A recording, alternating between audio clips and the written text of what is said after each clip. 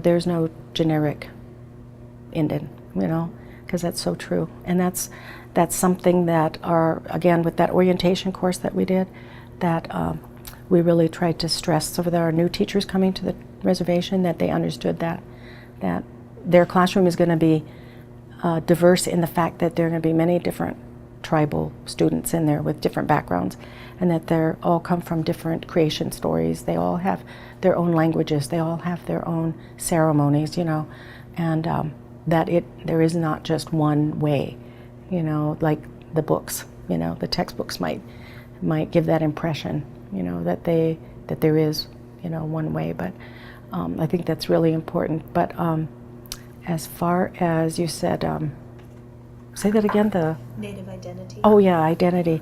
I guess I have to think about, right now, my brother is at Turtle Mountain College in Turtle Mountain, and he's married up there, and my sister's in Colorado Springs, and then I'm here on Standing Rock. And for the last 3 years, we have been Skyping twice a week to relearn our language, Arikara. Sanish is the endangered language, and it's my mother probably and Priscilla Hosey, who's 100, probably are the only two that are really the original fluent speakers.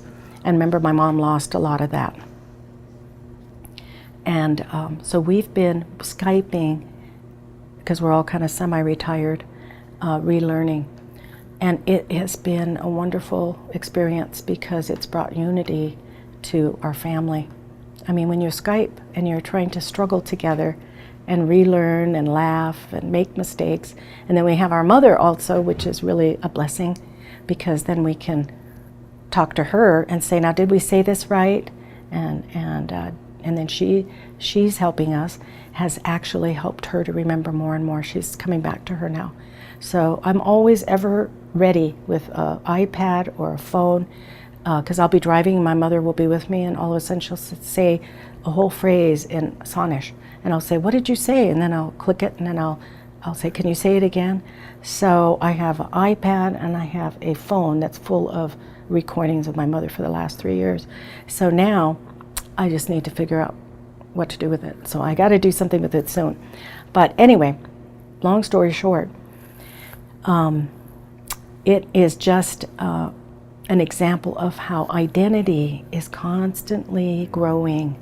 My brother and sister and I are continuing to develop our own Sanish identity through the work that we're doing with relearning our language, visiting with my mother, because these stories come up as a result of, well, Mom, how do you say this word? Or my brother will say, well, I have this song that was taught to me, but I don't know what it says exactly. And he'll sing it to her. And then she'll say, oh yeah, that was sung in so-and-so's naming back in, her memory is excellent. That's a good thing, yeah. So identity isn't stagnant. It's always developing, no matter how old you get, And so, unfortunately, in our schools, there hasn't been a lot of time afforded to recognizing that. I don't think and how do you recognize that? By just what you're doing. Those essential understandings recognize that identity is the heart of helping children be successful. We all have to know who we are. We all need to know where we're going, and we won't if we don't know where we've been. James Banks, he said that, and we're still struggling. How long ago did he say that? I don't know. The research is done. We've got lots and lots of research that says our kids need to know who they are, and you need to connect with them, and the curriculum has to be relevant, has to be meaningful, But we're still beating our head against the wall. Now, how do we get this? How do we get test scores up? How do we, It's evident, but somehow, I don't know. Hopefully this will change. Yeah.